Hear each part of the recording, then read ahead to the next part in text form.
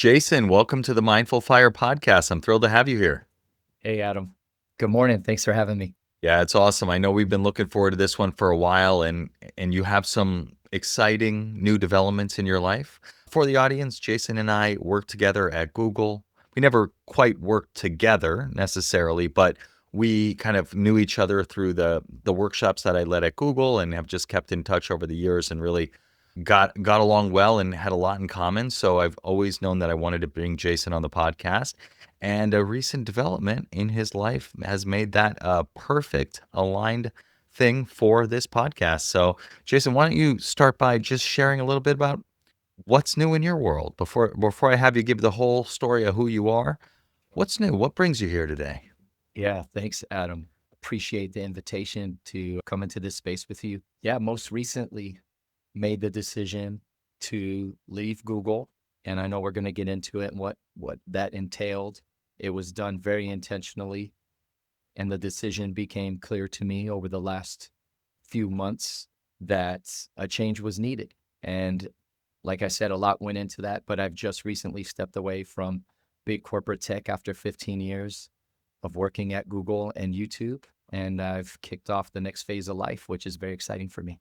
Yeah, congratulations, man. I'm so pumped for you. I remember when you told me about that and just what struck me is how intentional you were about the whole approach, right? Yes. A lot of people make rash decisions. They just say, "Get me out of here. I'm out of here," or they don't get to make the decision. It's made for them, as it was in my case. Sure. And so I always very admiring of people who have a clear sense of where they're going, kind of where they're at, and when they can feel when a change is needed and take the steps to make that happen. So excited to dive into that with you on the podcast here today. Yeah. Super excited to share. So let's take a step back and start with who you are, your journey, and kind of how you arrived at this point in your life.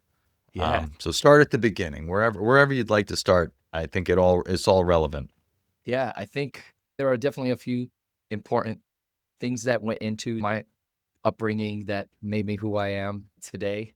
So I'm the firstborn son in a Portuguese-American immigrant family, first one born here in the States. Both of my parents are from a small island called San Jorge. It's in the Azores in the middle of the Atlantic Ocean. It belongs to Portugal. They immigrated to the US in the late 60s. At that time, those islands were very poor. There was a dictatorship that ruled over Portugal. It was a farming lifestyle and community there, very tight knit. Everybody was valued on the strength of their word. Deals were made with handshakes, very old world. But from a young age, my dad, as the youngest of 12, knew that he wanted to immigrate to the US in pursuit of the American dream of a better life. Similarly, on my mom's side, her family also shared that same dream. And the two of them met here at a Portuguese festival in their teens, in like I mentioned, the late 60s, early 70s. So they started a family, they worked really hard, and from a very young age, they instilled this element of work ethic, discipline, of respect, of loyalty to the community, of a sense of service, of taking care of others, of giving before asking to receive. And a lot of that stuff was just very ingrained and instilled in me from a young age. And so, as the firstborn and as the son of the firstborn son in the family, I felt a bit of responsibility or obligation to make good on the American dream. There was a lot of self-motivation there that I just absorbed from being around my parents and uncles and cousins in the community full of these hardworking immigrants. And so I pursued a very traditional path, at least early on through academic and being the first one in my immediate family to go to college. After college, pursued my initial jobs were in the music industry in Los Angeles because I always had a passion for music and wanted to combine that with business because I saw my dad and my uncles again being these self-starters, these businessmen. They worked in a variety of different blue collar and then eventually white collar trades. My dad and uncles were butchers and worked at a meat packaging plant here in San Jose that's no longer here right now. And then they got into like construction and real estate and things like that. And I saw them kind of pick themselves up by the bootstraps and really try to build something of themselves. So from a young age, wanted to emulate that.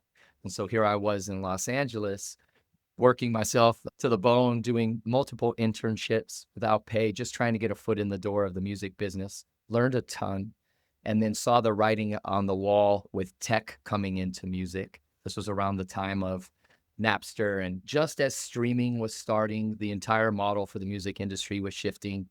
And so I decided at that time, hey, let me go back to grad school and try to pursue the music industry at the intersection of tech. So fast forward a few years after grad school, getting my first job at Google, and this was over 15 years ago, working my way around Google as a program manager and getting a ton of experience in building relationships, I eventually was able to make my way back to music via working on the YouTube music team.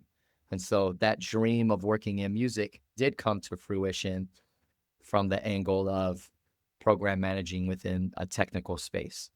Now, I think one thing to mention here that is important, and it was very defining trait, was this work ethic. And I think I pushed myself for many, many years extremely hard. At the time, it was in pursuit of accomplishment and achievement and outcome. But what I did not know was cooking underneath the surface was maybe a lack of a deeper understanding of myself and what truly motivated me and who I truly was. And I'm sure we'll get into that stuff as the story unfolds. But that extreme work ethic and pushing myself and never being satisfied and being in pursuit of perfection eventually led me to hit a wall of burnout, significant burnout in early 2021, which really ended up being that fork in the road towards a different eventual life that I'm just now manifesting.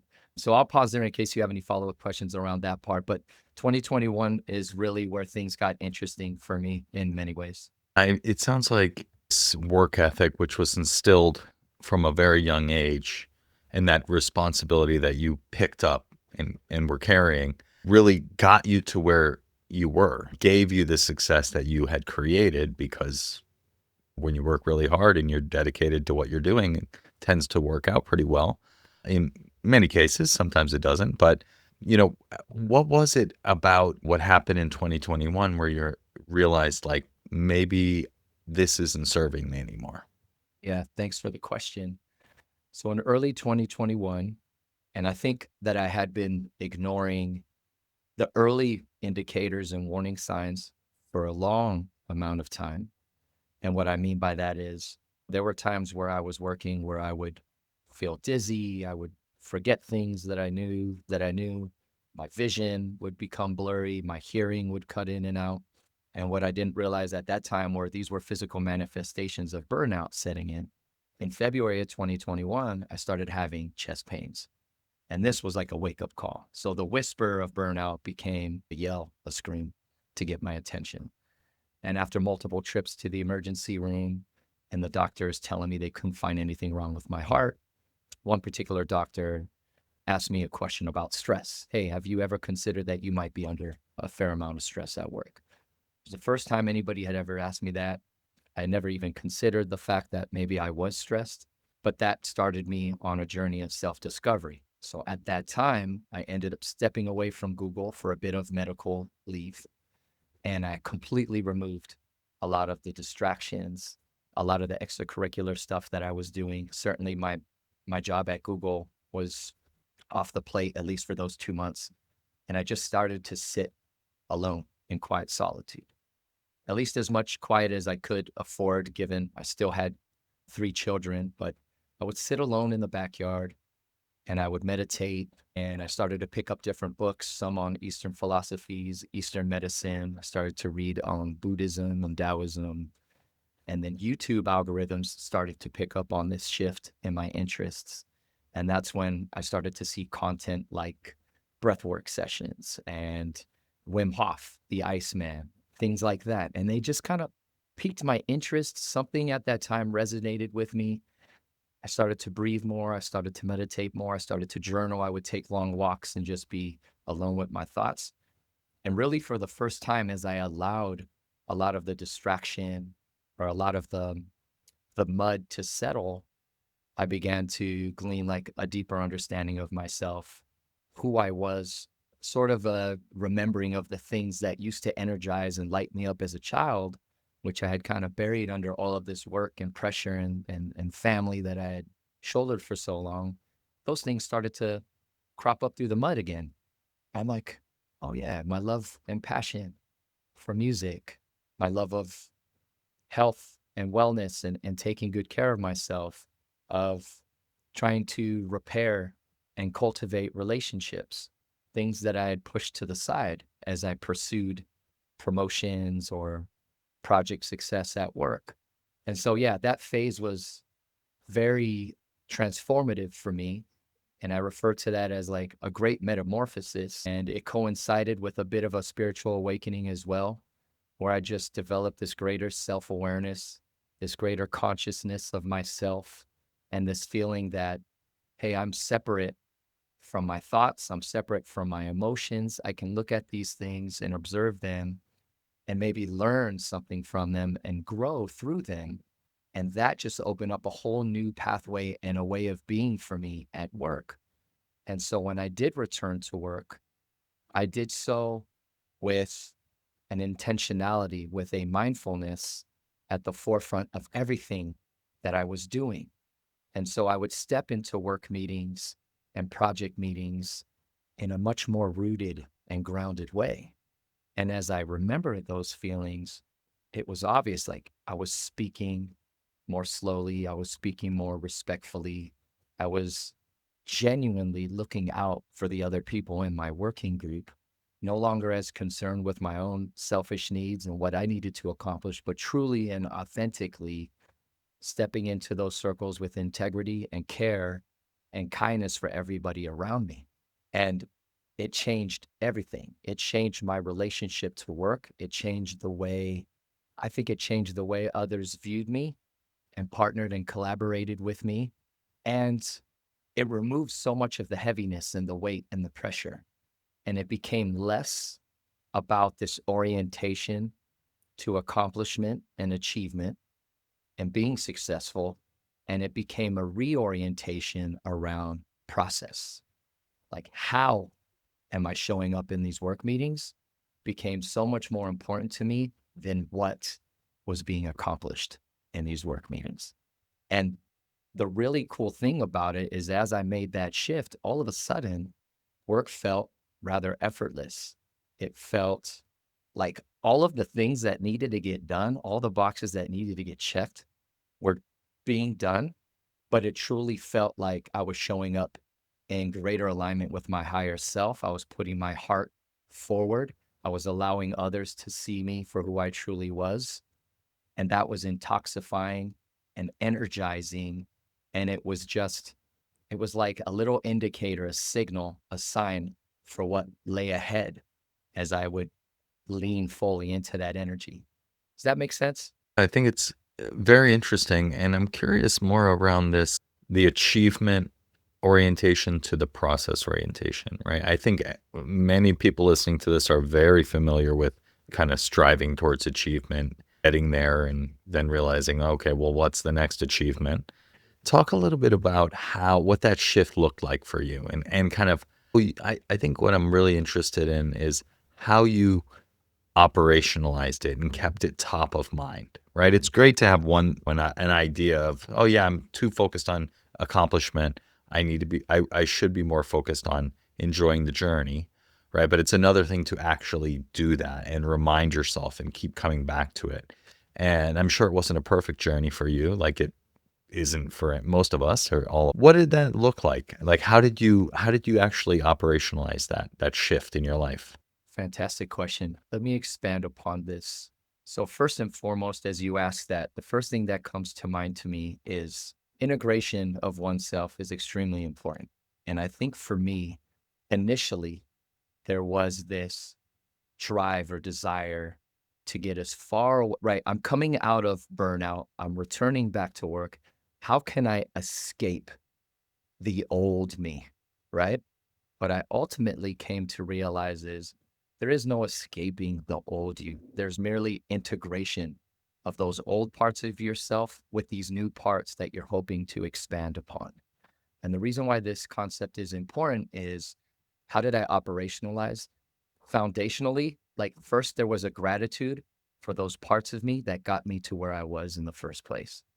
And so there's this view of, hey, that drive, that desire to accomplish, to achieve, to prove oneself, to get the A on the exam, to be successful, to get the promotion. That got me to the place where I was, where I could even afford to take a step back, take a deep breath, and look at myself objectively and go, where do I go from here? Okay, so all of that was a strength. Like any strength, and I like to look at this through the lens of almost like a superhero. And I think you and I may have chatted about this once over the phone, but any strength, if you turn it up too far, can become a weakness, can become a hindrance. And that need to achieve, if turned up to 11, can start to eat away at you, at the very fabric of yourself. And so as I came back in with these new thoughts and feelings and learnings around process orientation, the way I went about operationalizing that wasn't to create a checklist. Like the old me would have been like, okay, to-do list, let me calendar time to be mindful. Let me have a checklist where every day, if I'm not hitting that bar of being mindful, then I have failed. Somehow I've judged myself and hold it against myself. All right, no, I'm shaking that Etch-a-Sketch clean. That's the old model of tracking. And so the new way of operationalizing is just a feeling, an essence, like trusting, okay, at the end of the day, was I present for it all? The ups and downs, the successes, equally the challenges. Did I take them all in stride? Did I lean into each and every one of them, even the obstacles, even the things that really tested me, tested my patience, the stuff that I was over after 12, 13, 14, 15 years at Google? Maybe I don't want to score OKRs anymore. Maybe I don't want to go through another annual planning cycle. Maybe I don't want to go through a whole nother performance reviews. Okay, but can you pay attention to those feelings? See what it is you can take away from them, work through them, process them, feel them, and then ultimately transmute them in a way that is healthier and more productive for yourself and for others. So instead of just channeling the frustration and negativity with those things that used to rile me up, can I transmute them? And now, can I emanate a different frequency outward? Can I be a grounding force for people around me who are also struggling with those same things and let them feel, okay, this man is a bit more rooted. He can help me down regulate myself. And then energy is contagious. So now we're both feeding off each other. And my team and I, or my working group and I, it's sort of compounding daily, like this new way of being and being present with everything and not taking it personal and not judging it, but really holding space for it kind of builds momentum. And so the operationalization is the being present, the grounding, the acceptance, and the transmutation of all that towards others in a positive way that can help them cope as well. And then you start to create something entirely new. And like I said at the beginning of that, you're not checking a box at the end of the day. It's just like, how do you feel at the end of the day? Wonderful. What can you take away from that? Tomorrow's a new day. Let's do it again. Yeah, it does. It does. And I think the reflection, the self-reflection and the feeling tone of the experience of the day, of the meeting, of whatever it is, just really tuning into that feeling and that presence or lack of presence and deciding to continue choosing presence. Yeah, that's pretty cool. It's pretty cool. So let's see. So I think another cool thing that I like to insert my experience doing the winter expedition with Wim Hof, because there were some learnings there that have guided me and also that I deploy now, like in this new Yeah, like post Google how life. does that Yeah, because that was my discovery and then experience with Wim Hof was very much in that shift towards process. And importantly, it was this conscious decision that I needed to be bold and courageous and lean into something extremely uncomfortable, Mm, which is what I'm doing now, leaving Google. But I think what gave me like what gave me the confidence to leave Google is very much tied to this winter expedition that I did with Wim Hof. And if you're okay with me chatting on that, I'm not sure how you want to course. ask the question, but I'm happy Yeah, to let me expand. yeah, let me give it a go. I'm happy for you to share whatever you want. This is absolutely fine. Yeah, thanks, Adam. This is a fun one. I enjoy telling this story. And so, like I mentioned, during my burnout, I had stepped away from Google and the YouTube algorithms had caught on to my shift and started to serve me new content. One particular video that came up was one of Wim Hof, the Iceman. And this man, he's Dutch. He has set numerous world records. He's done pretty extreme things like running marathons in the Arctic and the Saharan Desert, climbing in the Himalayas in just board shorts. His whole deal is that one can control or influence multiple physical systems using the breath.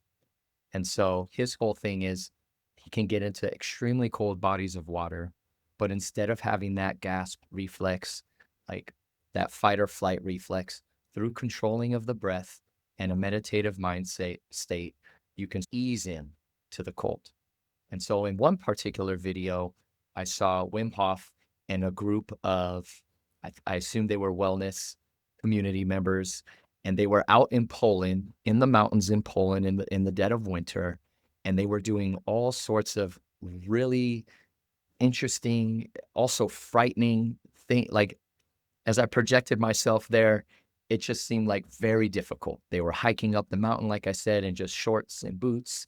They were going into icy rivers. They were jumping off of icy waterfalls. But there was something that just caught my attention as I watched this. And I had this vision of myself there with Wim. And just this knowingness that I'm going to meet this guy. I'm going to do these things that are making me nervous. I don't know how or why or when, but it's going to happen. And fast forward 1 year from when I encountered that video, and I somehow, by the grace of God, the universe had made a way for me. I had an opportunity to go out to Poland and join a group for a winter expedition with Wim. And we did all of the things on the video and then some. Like breath work was a huge component of this. And we would be in a room, sometimes with 20 of us, sometimes with 40 or 50 of us. And we would be going through these 60-minute, 90-minute breathwork sessions as a group, as a community, as a tribe. And I tell you that there was something metaphysical about these breathwork sessions. I would seemingly leave my body. I would have conversations with ancestors. I would have experiences, memories that almost felt like traveling across time and space and generation and access to some deeper wisdom. And I know that sounds wild, but it was very psychedelic in nature and it was done purely by way of the breath. And then we would spend a part of the day doing really hard physical challenges and going into icy rivers and climbing up mountains and jumping off waterfalls and doing things that required a lot of courage. But along the way, I built up some of the strongest, most incredible relationships with folks from all around the world. And by the end, we truly felt like a family. There was so much sharing done there. There was so much healing done there. And there was this very profound shift in me that, hey, we are so much more capable than what we realize. Like these things that we think are impossible are definitely within our grasp if we're willing to lean into the discomfort. And there was a particular quote that Wim shared that stuck with me, and it would inform my decisions down the road. And he used to say, pain is inevitable, right? Pain is a sensation. Pain is a signal from the body. As we enter into the freezing water, your body is going to sense that and deliver that signal to your brain. It's a message. So pain is inevitable, but suffering is optional. And so when your body begins to feel that discomfort, begins to feel the painful sensation, then there's a response that happens here in the mind. And you can choose to suffer as a result of that pain, or you can choose to work, process, grow through it. And sitting in the water in Poland and then coming back and having to make tough decisions about my future and about stepping away from the safety and security of a company like Google. I felt all of the emotions. I felt the full spectrum. I felt the pain. I felt the grief. I felt the loss. I felt the uncertainty. And yet there was a knowingness behind all of that, that this is a decision you need to make. You will not suffer as a result of it. In fact, you're opening up so much possibility and opportunity for yourself by leaning into the discomfort. And so, yeah, I do love to share about that experience. And it was very profound and transformative for me in my midlife. Certainly sounds wild. I'll give you that.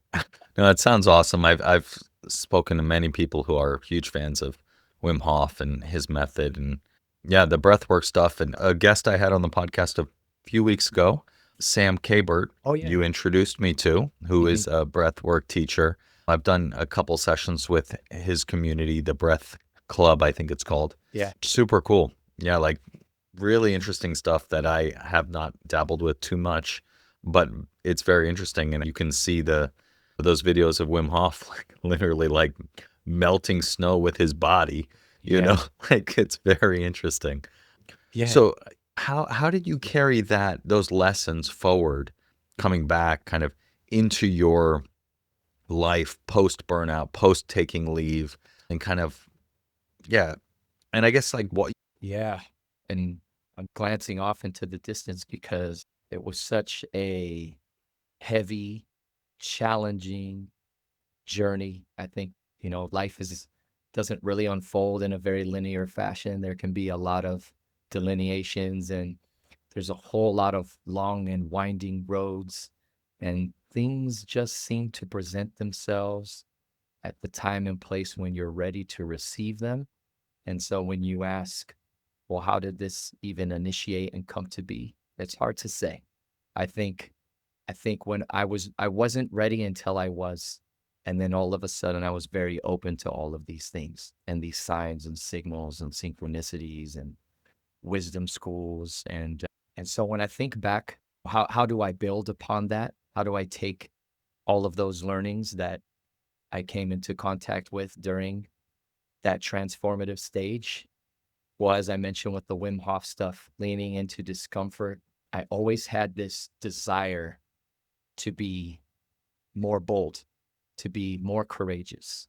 Even though I had accomplished a lot by mainstream standards, I always felt internally like I had played it safe in some way, that I had walked this path that was expected of me, that I had walked a path that maybe was laid out for me.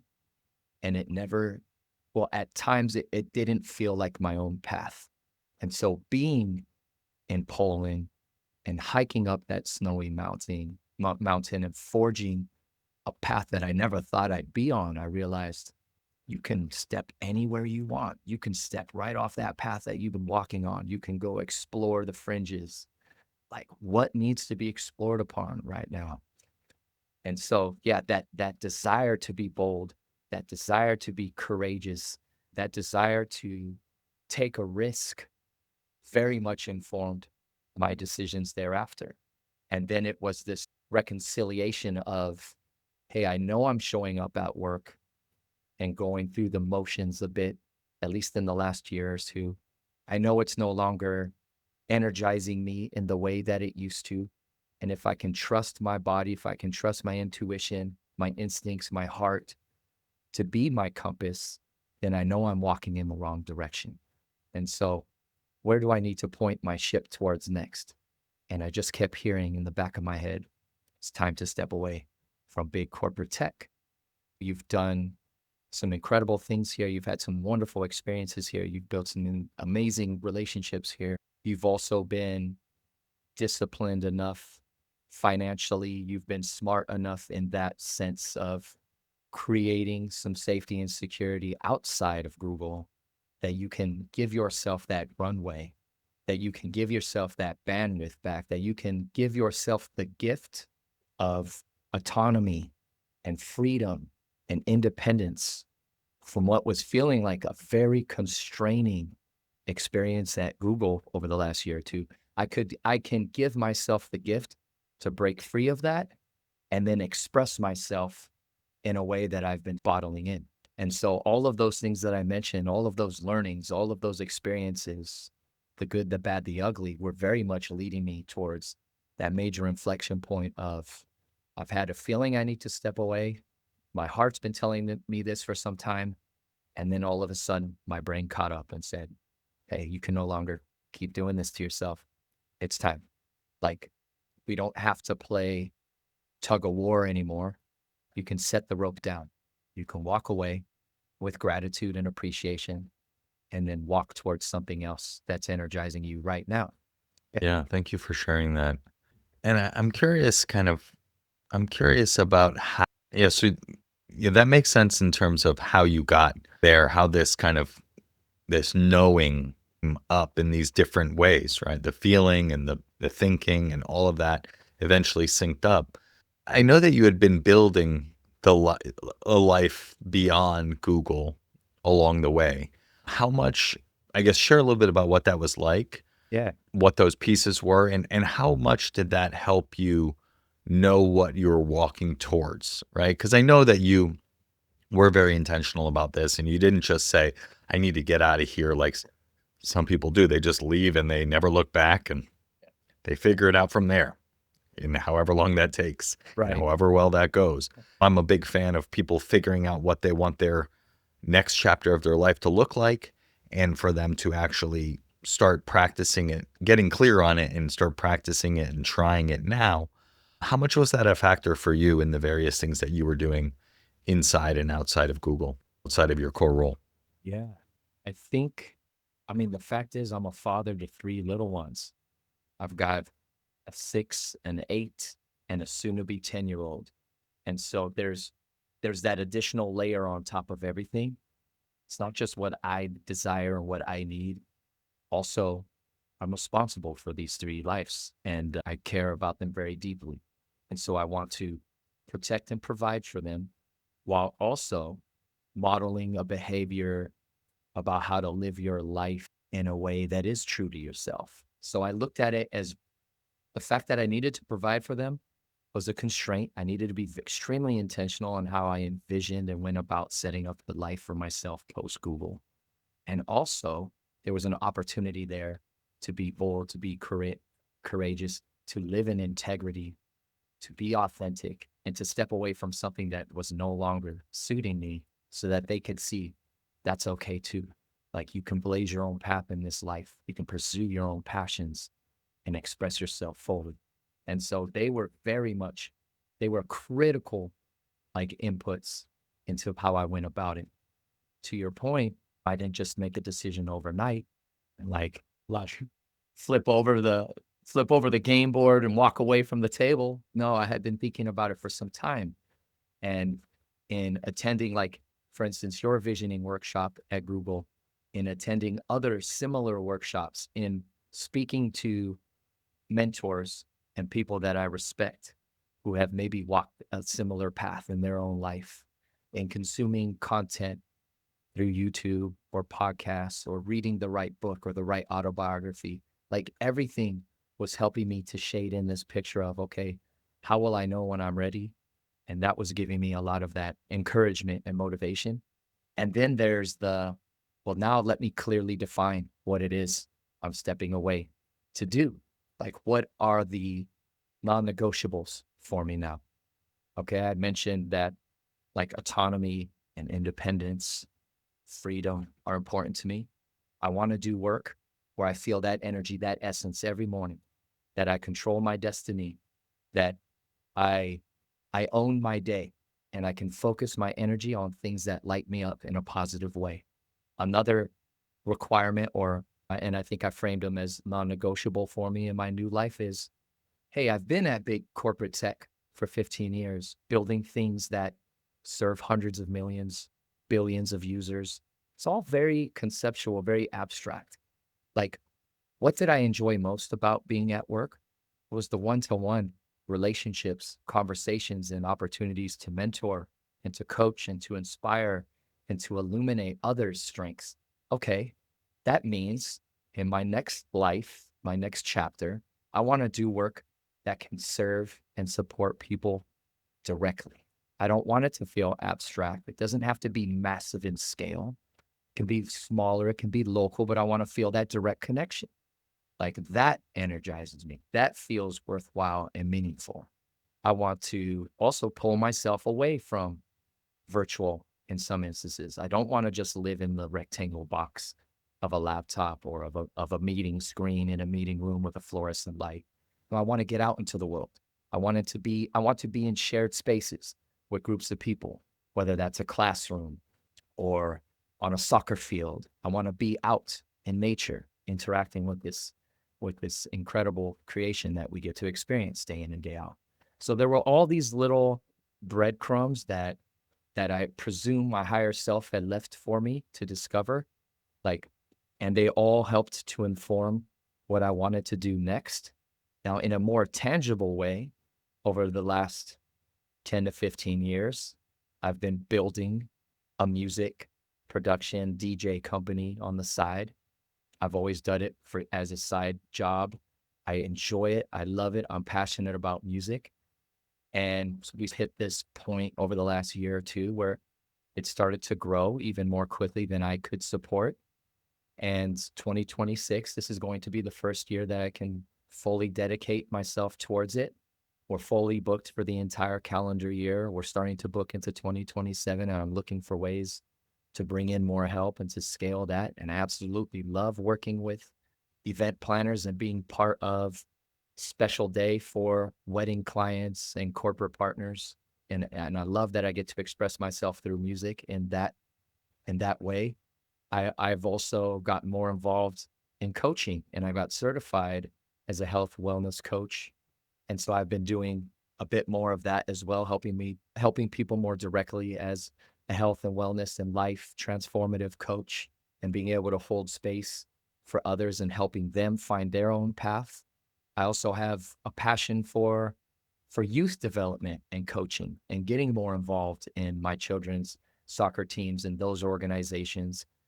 And I take a lot away from working with children. And so the next step for me as well is exploring what operating in the teaching and education space, youth development and coaching spaces might look like. So everything maps back less to a specific role, a specific function, and more to a feeling again, an essence that I'm giving back, I'm helping to pay it forward, I'm helping people more directly, I'm engaging in the analog, like physical material world, and I'm working on things that I'm passionate about and that energize me, and in a way where I control my own destiny. And I don't know where this path is going to go. And I think I mentioned to you too before we started the interview, I like to save a little space for the divine, for God, for a higher power. There are things about myself I don't yet know. And I trust that if I just point my ship in the right direction, even if I can't see around the next bend, if I just allow myself to float in that direction, like good things are coming. And so, yeah, just want to give back and spend my time, like I said, doing things that energize me and that light me up in a positive way and are in service of my community and of humanity. Very long-winded. Yeah, no, it's great, man. It's obvious you've thought a lot about this. Like that's why I wanted to have you on and just kind of explore the thinking and the work that you've done to reflect on who you are, where you're going, what you how you want to live this one life that you have. So I am happy to hear the full story. So thank you for that. And so now you're a week or two out. How long are you out? Yeah, I think I've been out of Google for 2 weeks. This is Two week 3. weeks. It And feels how's it wonderful. been? Yeah, how's it been? Yeah, like I'm sure the audience is curious. Like, how are you spending these days? I've heard from others who have left, whether by their own decision or maybe the decision was made for them, that the emotions come in waves. And so heading into this thing, I already had this expectation that it's going to be bittersweet, right? Like when I remember when I graduated high school, there was this excitement about what lay ahead, and I was ready for the future. And yet there was this bittersweet feeling of it will never be like it was. I'll never be with exactly this group of people in this context again. And so there's a little bit of grieving for the prior life. And I think that's healthy because I've always looked at the grief emotion as being an indication of the love and appreciation that you had for that moment or that person. And so I've had time over the last weeks, over the last months, really to slowly start detaching, to grieving, to processing everything that meant so much to me about my journey at Google and YouTube, for all of the people and relationships, all of the experiences. I've been riding that wave of emotion, and there's little mini highs and little mini lows. All of that to say, I think what I've experienced is expected and par for the course. And yet I can say with certainty that I'm overwhelmingly more optimistic and positive and excited about the future and what the future holds now that I've got this blank slate to work with. And now that I've got the full palette of colors to paint with again, I was able to do some incredible things within big corporate tech, but I was only operating with a few of the colors. And now I get to like tap into that broad spectrum again. And in a way, it feels very childlike. Like the way I see my kids approach their day to day and how they're present and how everything they interact with they're like they feel the full extent of emotion related to that thing or that experience. And I feel like I'm tapping into something that is very childlike in the joy, in the bliss, in the presence of the moment of each day now that I've cleared big corporate tech off my plate. It took so much bandwidth, took so much energy of the body, of the mind, of the spirit. And to reclaim that back to myself, yeah, it's almost hard to put into words. I'm just grateful to be able to do it now, like at the midpoint in life, and to be looking at the back nine of my life. I know you're a golfer, and the view looks amazing. There may be some storm clouds. It's all good. I'm going for a walk. I'm out here doing what I love, and I'm looking forward to it. So, yeah, being on week 3, it feels great. Glad to hear it, man.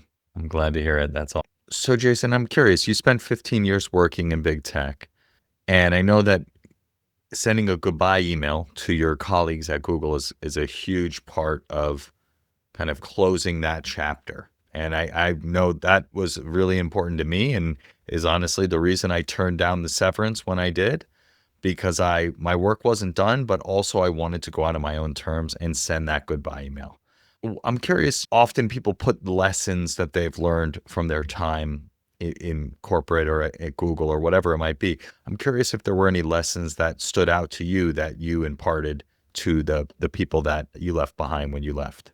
Yeah, 15 years is a mighty long time. I think as I was stepping away, it was something like 49. I think it was 4,990 49 days. So 4,900 days of working at Google. And the goodbye letter, yeah, I don't know. It's a rite of passage. It's something important. I felt like sending a note to everybody who had been so influential and so meaningful to me there was really important for me to feel that sense of closure stepping away. And I kept mine relatively simple and straightforward. But in terms of like my retrospective lessons for everybody during my time at Google, number one, relationships. And the way I phrased it, relationships are greater than roadmaps. And what I mean here is no product launch is as memorable as the coffee chats and collaborative working sessions, the team offsites, just the genuine care, respect, and support that I felt come my way from all of my colleagues over the years. And in all honesty, the meaningful relationships that I made at Google are the reason why I stuck around so long. And so I really wanted to impart on everybody. For me, it was always about the relationships over anything we could have built or launched product wise. And I think a lot of people share that same sentiment. Number two, health is the real ROI. And we can't ship code or anything else if our own internal servers are down.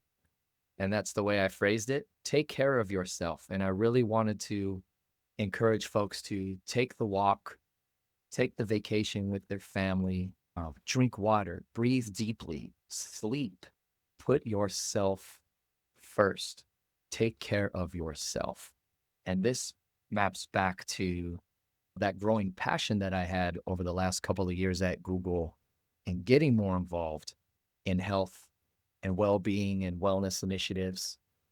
I saw an opportunity coming out of the pandemic with all of the medical leave and attrition and just the hardship that I saw people going through as they overwork themselves. I wanted to step into what I saw was a void in terms of talking about mental health and well-being and wellness. And I actually stood up in a 5-10% passion project, a well-being program for our team. And it started out as a very small, scrappy well-being program for a team of program managers, which then expanded to a broader team of partner engineering within YouTube. And then for a moment, expanded even further to an entire organization of maybe 700 YouTube operations folks.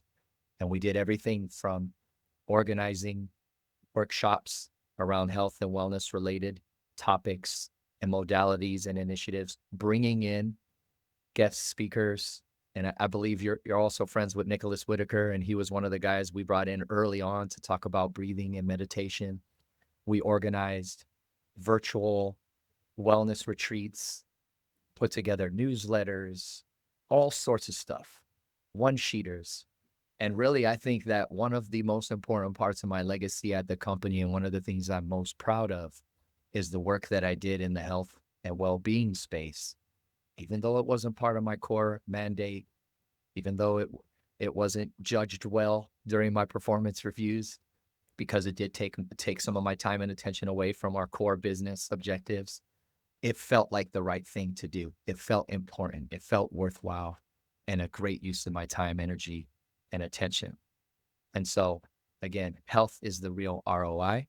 The third lesson I'd say is just gratitude.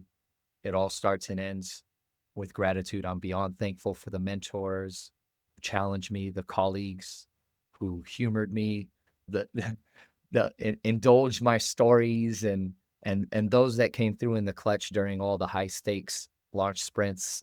It was an honor. It was an honor to work alongside such fantastically gifted folks for all of those years. And there was always this level of support and respect and admiration and warmth and kindness to the Googlers all around the world. And then finally, and I think sometimes we just need to hear this, everything's going to be okay. And we kind of get caught up in the churn, in the latest thing. It's easy to get lost in the moment and caught up in the anxiety, but just reminding yourself, it's all going to work out. It always does. It's all going to be okay.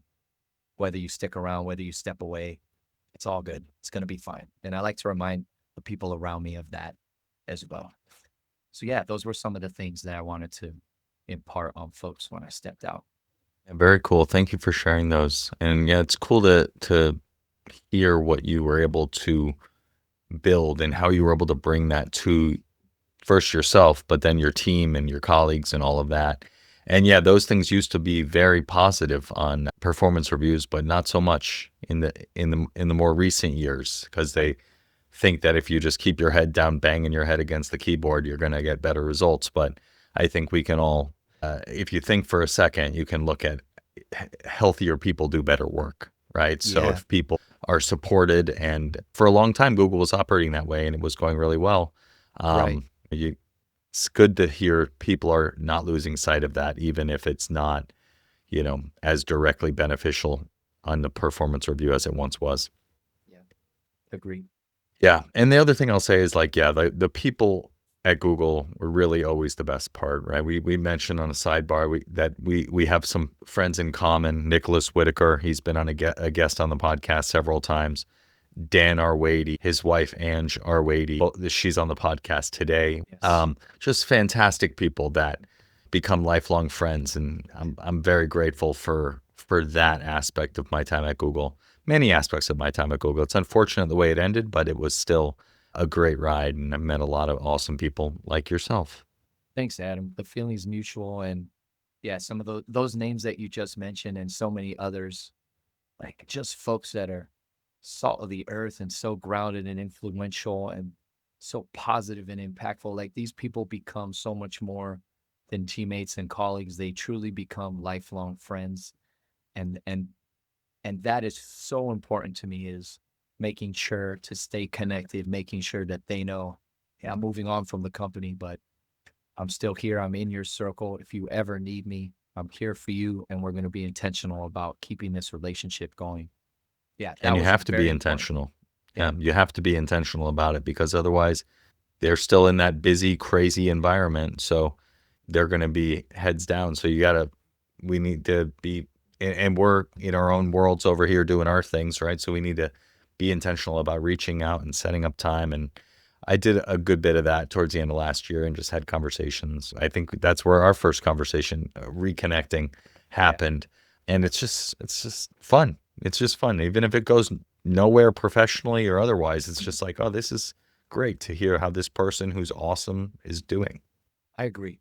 And it's nice to Yeah. be, I think just reaching out for the sake of reaching out is such a Hmm. beautiful thing. Like, Yeah. hey, we're at a place where, like you said, if something professional comes out of it, wonderful. It's icing on It's the a cake. But bonus. Yeah. but it's a bonus. But to be at a place where I just want to connect for the sake of connection and genuinely want to know what you're up to, and to try to see, how can I support you? How can I encourage you on your mission and what you're trying to accomplish? I don't need anything in return.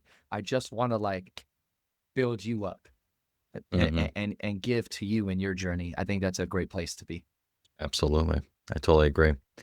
All right, Jason. So let's switch gears now into the Mindful Fire Final Four. You ready? Sure. All right. So the first question is always about envisioning, right? We talk a lot about envisioning here, about getting clear on what you want and allowing your mind, how your mind works to move you towards it. And so I'm curious, as you're embarking on this new chapter, what is your vision for your next, say, 3 to 5 years? If everything goes better than expected, what does that life look like for you? What impact are you having? Who are you with? What does it feel like? Give me the vision. Yeah. And yeah, and just building on some of the things that I shared earlier, my vision for my life is one in which it is a bit unpredictable. Like I'm not tied to a recurring set of meeting invites and planning cycles, but rather I'm responding in a very intentional, grounded way to what's being presented in front of me. And so when I think of vision, first and foremost, I think of a feeling. And again, I've mentioned this, but it's that feeling of ownership. It's that feeling of autonomy, of being independent and creating my own destiny. It's one in which I'm connected to my community. It's one in which I'm giving to my community and I'm feeling the impact of that generosity, of that collaboration, of that intentionality. It's one in which I'm being influential and being a mentor and being a support system for the youth generations and helping to influence what tomorrow may look like for a generation that may be having a challenging time right now. And so when I think of my vision for the future, it's one where I can just give of myself, one in which I can make do with very little, a simple life where the act of giving or the process of doing the work, whether it is DJing or health coaching or teaching in a classroom, where I can just anchor on the enjoyment, the joy, the bliss of that process. And so it's less about, hey, I've got this bigger house or this fancier car or this really cool vacation, and more about feeling um, truly at peace and content and satisfied with the little moments each and every day. And that's my vision for myself. And when I think about how that will affect my family and my children, when their father is present, when their father appears to be at peace and content, when their father feels grounded and is able to down regulate, I think that's an incredible gift to be able to pay forward to your children and something that they can learn from, absorb, and build upon in their own future. And so I look at it more like how do I connect these generations? Having a legacy that's built out of how you make people feel and how you've helped them and how you've illuminated them versus what I've accumulated myself. I think that's where it's at, man. That's what's driving me. That's the vision, Love building it. that legacy. Yeah. I love it. Yeah, that's great, man. That's great. And yeah, I love it. It's great. Thanks. I love it Um, too. I love it yeah, too, Adam. I'm like that. I don't need to say anything. There's nothing needs to be said. All right. The second question, Jason, is what piece of advice would you give to someone early on their path to financial independence? Man, I'm thinking through so many things. No I'm worries, I'm man. Yeah, laughing we, at my I'm laughing at my younger self because I've also made a ton of mistakes. I don't think I don't think I've been as responsible, rigorous, intentional, frugal as maybe other folks in this world. I think if I could give my younger self advice, strike a balance. I think I think yes, if you're in pursuit of financial independence, it's extremely important to think about tomorrow and to plan for tomorrow and to put into play all of the systems and processes to read up, to understand, to follow the rules that others have set forth. Yes to all of that. And I think most of your listeners are either aware of those things, subscribe to those things, or have heard about those things here on the program. I think what I might offer that might be a bit different, and again, in the context of someone who is living in process and try at least trying my best to be present, is strike that balance where you're also able to enjoy, to experience the things that are deeply meaningful to you, and try to cultivate the ability to tell the difference between what is truly meaningful and what is just, say, vanity, ego driven, right? In how you spend your money. Because what I learned over the course of my adult life is this understanding that money is, in fact, a unit. The way I look at it is as a unit of energy, of stored energy. And for all of the time, energy, attention, all of the sacrifices that you've given towards generating and accumulating money so that one day you might be able to pursue financial independence. If you view it in that way, you can be a bit more intentional and responsible with how you use it, how you spend it, what you do with it, because it's not just some abstract concept. It truly is like the capturing or the encapsulation of part of your life force.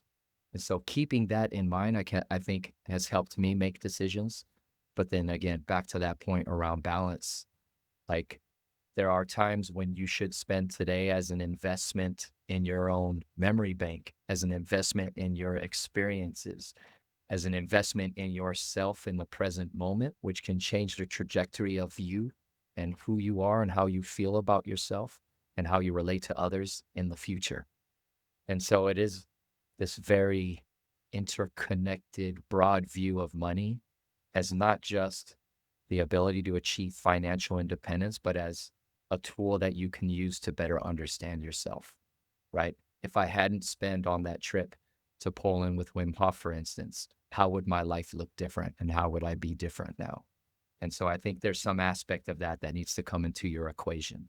yeah, no, I appreciate it. And Sure. I think your broader point of just like think about tomorrow, but also live today as well, right? It's Yeah. not delaying gratification, but it's also not splurging on everything because everything's not important, right? Right. Some things you truly value, some things you don't. And so you should figure out what those things are so that you can live your life and create those memory dividends, as they talk about in the book Die with Zero, Yeah. but not squirreling everything away and missing your opportunity to live now while you Sure. have other assets, time, freedom, no kids, right? Like Yeah. being in your 20s and having no kids and some money in your pocket.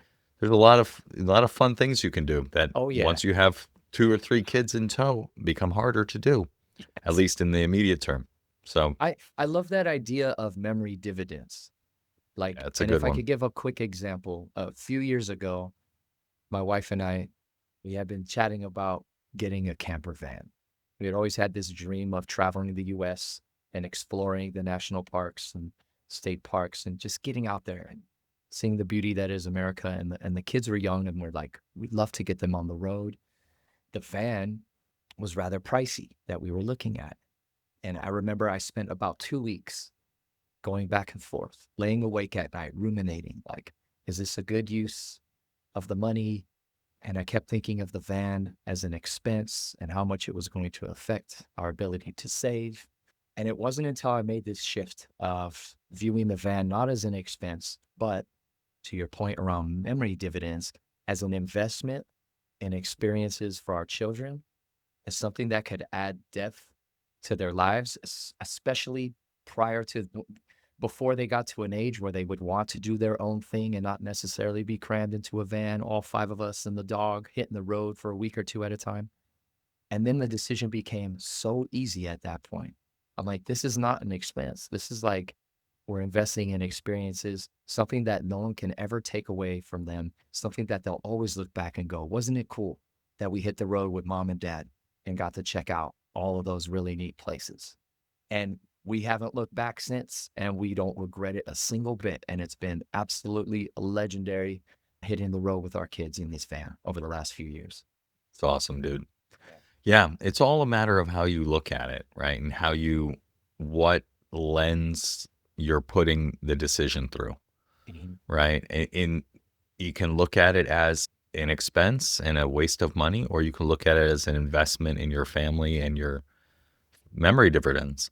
Yes. Memory dividends. So I think that, yeah, that's awesome, dude. I'm glad you did that and that you're enjoying that. Thanks. All right. The third question is, what piece of advice would you give to someone getting started with meditation and or mindfulness? Go easy on yourself. I think, I can't remember, how does the quote go?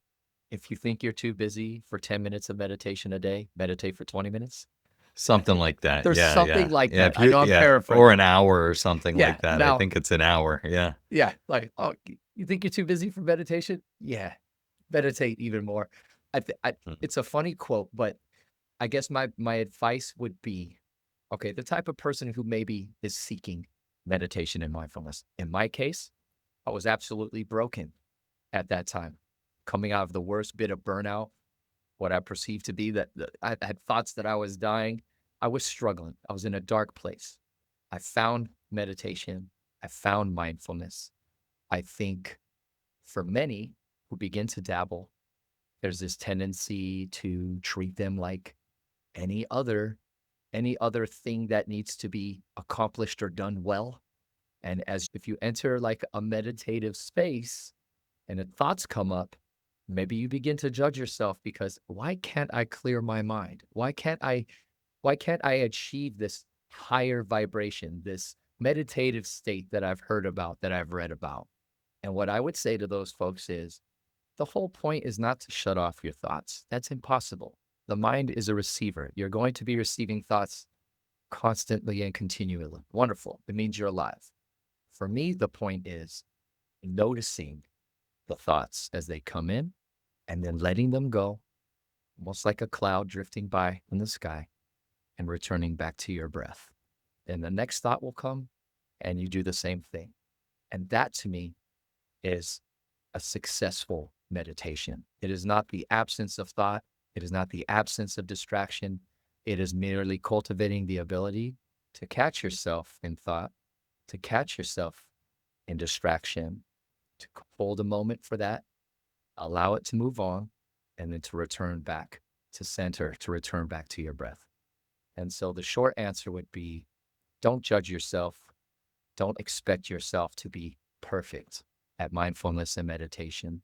Just cultivate that ability or that muscle to be able to catch yourself when you do toggle back and forth. And that to me is growth. That to me is the entire point. And that is what will translate out of that meditation space and into the rest of your life, that same ability to catch yourself and respond intentionally to emotion, to thought, versus reacting in a judgmental way. So Well said. Yeah, I always tell people expect the mind to wander. That's what it does, right? Don't expect it to be calm and clear because that's very unlikely. And so if you expect that and then you're met with a wandering mind, you're going to be upset. But if you expect a wandering mind, that's what you're going to find. And then you can deal with that with mindfulness, a kind, So, curious awareness. All right. And the last question, Jason, is how can people connect with you online, learn more about what you're up to, and yeah, just reach out if they're interested in connecting with you? yeah, thanks. Thanks, Adam. So, for the last few years, I have not been on Facebook or Instagram. So, not on the traditional social media stuff, but I do have a page on LinkedIn, and folks can reach out to me through there. Also, my personal email address as well. And I don't know if I can either pass that along to you, Adam, or if anyone wants to look me up, it's just my first and last name, Jason Amarante at Gmail. Pretty straightforward. And like I mentioned on my LinkedIn, I am an open book. I am all about service to others, especially entering this next phase of my life. And so if folks think there's opportunity to partner on something that I might be interested in, to collaborate, to speak to youth, to speak to students, I love doing this type of work. And I encourage folks to reach out to me. I'm welcoming, I'm open, I'm curious, and I'm responsive too. So hit me up, reach out to me if you think there might be something cool that we could talk about. All right. Well, I'll link your email and your LinkedIn in the show notes so people can find you and reach out and connect with you. Cool, Yeah, I man. just want to say I love that you're speaking to students. That's something that I've thought about because I have this like idea of like a larger mission for all the things I'm doing, leading to empowering a generation like our kids' generation Yes. to live life on their terms in the way that they want because they've made work optional. And so they can work if they want, they can pursue whatever, and not because they have been left a bunch of money in an inheritance, but because they know how to create those opportunities for themselves and they know how to steward the money to create the optionality within their lives to live life on their terms. So I love that you're already speaking to students and that reminds me to reach out to my friend who said his friend he's a teacher, his friend teaches personal finance to kids. So might be a great way for me to step into that. Yes. And I'll also keep my antenna up too for opportunities. I don't know how often you're on the West Coast these days, but I do have Always a looking for network. reasons. Yes, I do have a network here and a community here, and I think the message, your mission and what you're bringing to the masses right now is extremely important. And like you said, the younger generations, they value the access to this knowledge, to this wisdom. They are open. They're looking to us like as torchbearers, those of us that want to reach back towards them and help bridge that gap and say, here's the path I walked. It worked for me. It may not work for you. Here are some other ideas on what you can do. I think they're so fluid and creative and open-minded. Every one of them that I've encountered, it's just been so refreshing and inspiring as well, because not only are we passing down what we've learned, but we can take so much from them and how they're vibrating and approaching and looking at the world now as well. And I think it's just a beautiful um, balance of experience and shared knowledge and wisdom that can occur there when we come together with younger generations. Yeah. It's very, very interesting. It reminds me of the um, Chip Conley wrote a book and has a retreat center called the Modern Elder Academy. Oh And I yeah. remember hearing him speak at Wisdom 2.0 about how he basically went from um, having a health crisis to like selling his business. He had all these boutique hotels. I think it was Joie de Vivre. I think Hyatt owns it now. Wow. And so he created all of those boutique hotels, some iconic hotels in the music space, the Phoenix in San Francisco, I think. All these amazing things that he did. He left that all behind because he had burned out. And then he went back and had the opportunity to go and work at Airbnb as their chief hospitality officer. And the reason Airbnbs are a lot more reliable now and a lot better experiences because of him. And But he spoke of being like the oldest person in the company by like 20 years or 30 years, right? And so he spoke in this speech not just about all that he imparted to them on having run a successful hotel business, but how much he learned from the leadership and all the people he interacted with at the company, and how that really inspired him to create this modern elder academy, and just seeing the being an elder as like a two-way street, Yes. learning from the youth and sharing knowledge with the young people as well. So I it's a love that. cool, it's very interesting. If you've not heard his story, I would definitely recommend checking it out. Chip Conley, he's the man. I love that. I've heard of the modern elder. I think Nicholas. I think Whitaker I was think he going. went. I Yeah. think he went. Yeah, I Okay. think he did. Yeah, they have one in, I want to say, well, definitely in Baja California, Hmm. in Mexico, and then I think they have one in Santa Fe, maybe. Um, yeah. So they're doing interesting stuff. I've never been myself, but I know Nicholas Whitaker went, and had nice things to say about it. We'll need to chat Everything too I've heard has been awesome. sometime offline. You mentioned the wisdom. What was it the wisdom 2.0? Conference, yeah. Yeah, I want to hear about that, and if you're planning to return to that as well I at some would point, like we'll have to to. chat. Yeah. Yeah. Yeah. Yeah. We'll chat about that as well. Cool. Cool. But for now, thank you so much for being here with me, Jason. Thanks so much for being on the podcast and sharing your wisdom Thanks. with the audience. It's been awesome, and I know that the audience will have gotten a lot out of it. So thanks for being here. Thanks, Adam. Appreciate you, everything you do, and value our friendship, and looking forward to more opportunities to connect. Likewise. Cool. Stuff.